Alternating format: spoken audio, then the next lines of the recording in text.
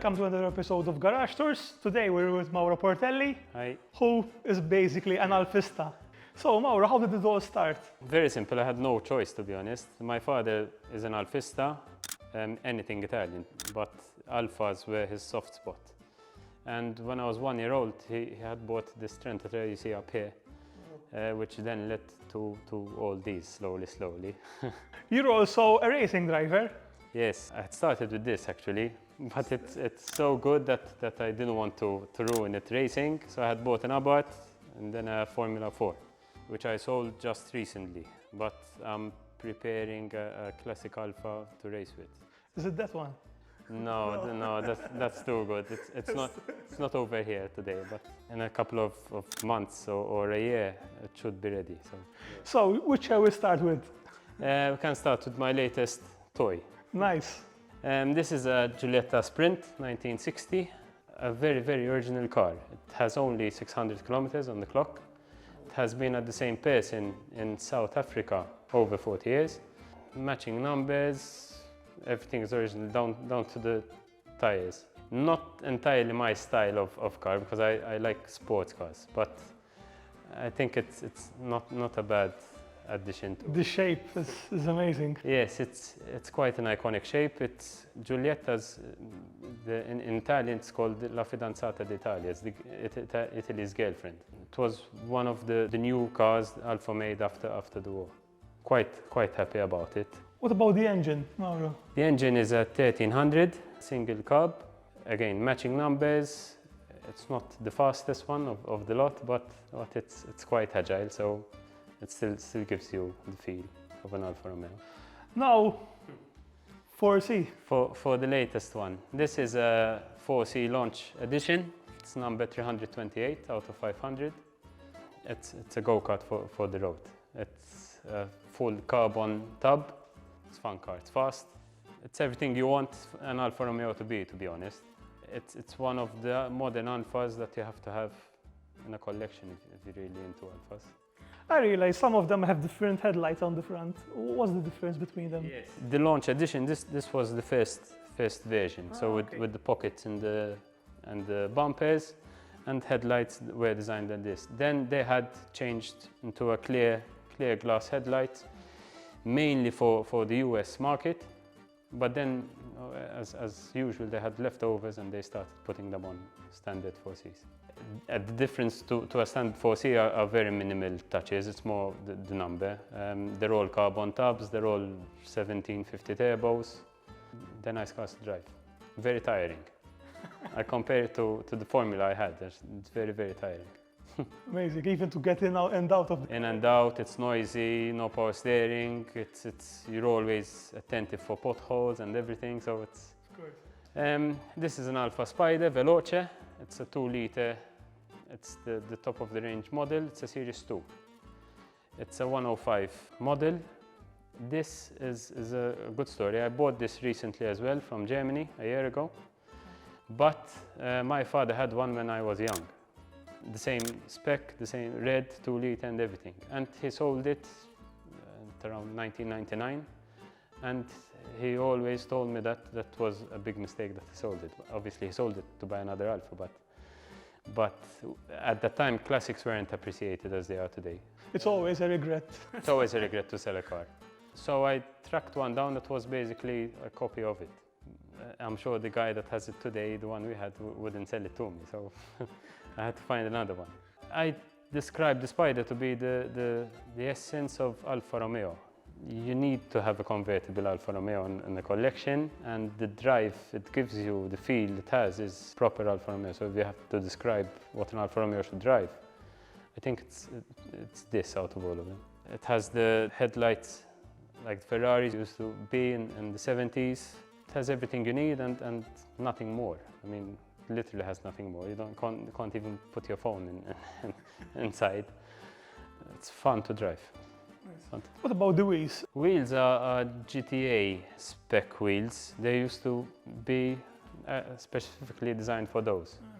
But since they're one of the nicest wheels on a 105, I think it suits it a lot. A lot. One of the tricks for the Spiders to be quite lowered from the back. to give it that eye-catching look. I had to do some work to this. It wasn't as good shape as the Giulietta was. Basically, very minimal stuff. We've always had red or white Alfas. I believe that an Alfa should be red or white. This is More racing style, I guess. yes. This was always a dream to have the white-bodied GT Junior. This is the Scalino version. It has a step in front. We're trying to make it as close as possible to the real GTA Auto Delta version. It has all the spec of a GTA, obviously not the racing engine. It has a racing engine, but not the twin plug that the GTA used to come out with. We've started it from scratch, so nut and bolt all the way till it is now. Last few things remaining, and should be on the road in a couple of months. Nice. We try to find everything. It's slowly, because it's been at us for around 6-7 years. But to find the original stuff is very hard. And I prefer, before installation, I do my research and see that it should be in that place and that location, the right stuff is going on it. Did you find this locally, Mauro? Or? No, this was bought from Venezia, from Treviso, close to Venezia.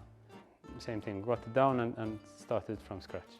This is something I always wanted. This is a 33 permanent four-wheel drive 33. This is the very first four-wheel drive Alfa Romeo ever made. We bought this from Holland around 5-6 years ago. Since we always had this, and this is my baby, I always wanted the top of the range version, which is this. But you don't find them that easily. So as soon as I found one, I just wanted to get it. What were the differences between this and this? I mean, in specs? If you had to put it on the jack, it's completely different underneath. This is a 17-16 valve fuel injection, and it's a permanent four-wheel drive system. 4 disc brakes, ABS, very different. If you had to drive both cars, you'd say it's a completely different model. It has all the options: Recaro seats, Nardi, steering wheel and gear lever, headlight washers. This is one of my favorites. Of course. It's hard to choose a favorite, but this is the model. I had that poster in my room when I was a kid, so I didn't have a Ferrari F40 as a poster. I had the permanent 4. One day. One day. Nice. Lovely. Now going back to the one that started it all. As I was saying, my father bought it brand new in 1992.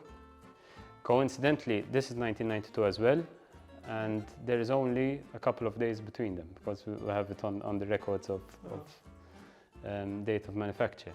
This is a 1.3 carb version. It's 10 times more fun to the top of the range. Don't ask me why, but it is. One owner since new. Everything is original on it. Every single part, every nut, bolt and clip, whatever it is. Amazing. This is my favorite one, obviously. Apart from the sentimental value it has also it's also in a condition that you can barely find like this. I remember that once my father tried to sell it. He was thinking of selling it to buy the Spider I was mentioning before, in 1996, something like that. I was 5 years old, and I didn't let him sell it. I was 5 years old. I spent the whole summer telling him, no, you can't sell it, you can't sell it. It's there.